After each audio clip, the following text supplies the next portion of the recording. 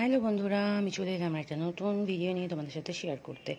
মঙ্গলবার ছিল আমার বিপত্তারিণীর উপোস, তো হালকা ফুলকা রেডি হয়ে চলে গেলাম আমি ঠাকুর মন্দিরে। তো তার আগে আমি একটু ফুল দোকান থেকে কিনে নিয়েছিলাম, আর ফলগুলো আমি বাড়ি থেকেই নিয়ে গেছিলাম। তোমাদেরকে রিলের মাধ্যমে দেখিয়েছিলাম, আমি মায়ের দর্শন করিয়েছিলাম। তো এবার আমি একটুখানি পুরো ভিডিওটা তোমার সাথে শেয়ার করে নিয়েছি, যদিও ছোট করে করেছি। যাই হোক, তো চলে গেলাম মন্দিরে ফুল নিয়ে মায়ের দর্শন করতে। গিয়েই তো মুগ্ধ হয়ে গেলাম মাকে দেখে, এত অপরূপ দেখতে লাগছে। যাই হোক, মহাদেব ছিল আর এখানেই ছিলেন রাধা গোবিন্দ। তো বসে পড়লাম আমি, মন্দির ছিল ফাঁকাই।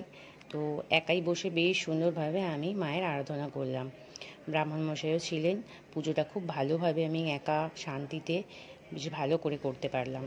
প্রণামও সেরে নিলাম, পুষ্পাঞ্জলিও দিলাম, একটু শান্তির জল নিলাম মাথায়, আর চরণামৃত খেলাম। তারপরেতে ডুরি নিয়ে প্রসাদ নিয়ে চলে এসেলাম বাড়িতে। বাড়িতে একটু পুজো দিয়ে নিলাম হালকা অল্প করে। মা তো আগেই করে রেখেছিল, আমি একটু ধূপবাতি দেখিয়ে নিলাম। তারপরেতে আবার কি রান্নায় চলে গেলাম। গোপালকে সেবা দিয়ে দুপুরে আর একবার রান্নায় চলে গেলাম। গিয়ে এই যে সিমই দেখতে পাচ্ছ, সিমই ভাজলাম, সিমই বানিয়েছিলাম। একে একে নিরামিষ যা যা পদ হয় মোটামুটি এই বিপত্তারিণী উপোসের সময় মাকে ছোট থেকে দেখেছিলাম নানান রকমের পদ বানাতে। তো আমি যতটা পেরেছি বানিয়েছি।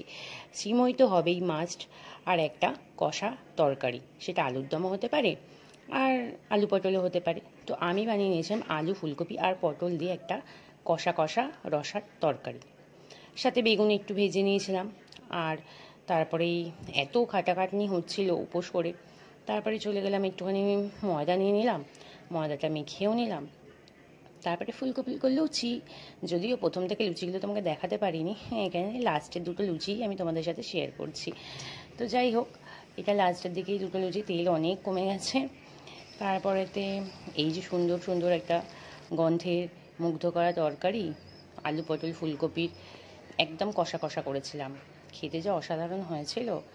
আর সাথে সিমই, সিমই তো মিষ্টি একটু কমই দিয়ে করেছিলাম, কারণ আমার মায়ের সুগার। আমরা পরে একটু মিষ্টি দিয়েই নিয়েছিলাম, মিল্ক মেড আর কি, দিয়ে তারপরে বসে গেলাম খেতে। তো খাবার সময় যেহেতু কথা বলতে নেই, কিছু নিয়মও আছে এই পুজোর, তাই জন্য বিনা কথা বলেই আমরা শুরু করে দিলাম খেতে। তো দেখছো এখানে 13টা লুচি খেতে হয় নিয়ম অনুযায়ী। এখানে কিন্তু যেমন ডুরিতেও 13খানা গিট থাকে, আর সুতো মানে দড়ির যে সুতো তাতেও 13খানা সুতো দিতে হয়, আর সাথে 13খানা লুচিও খেতে হয়। তো মায়ের আশীর্বাদে আমি 13টা খেতে পারিনি, যতটা পেরেছি। তারপরে ছিঁড়ে ছিঁড়ে রেখে দিয়েছিলাম, সেটা আমি পাখিদেরকে খাইয়ে দিয়েছিলাম। তো গুড নাইট, চলো টাটা।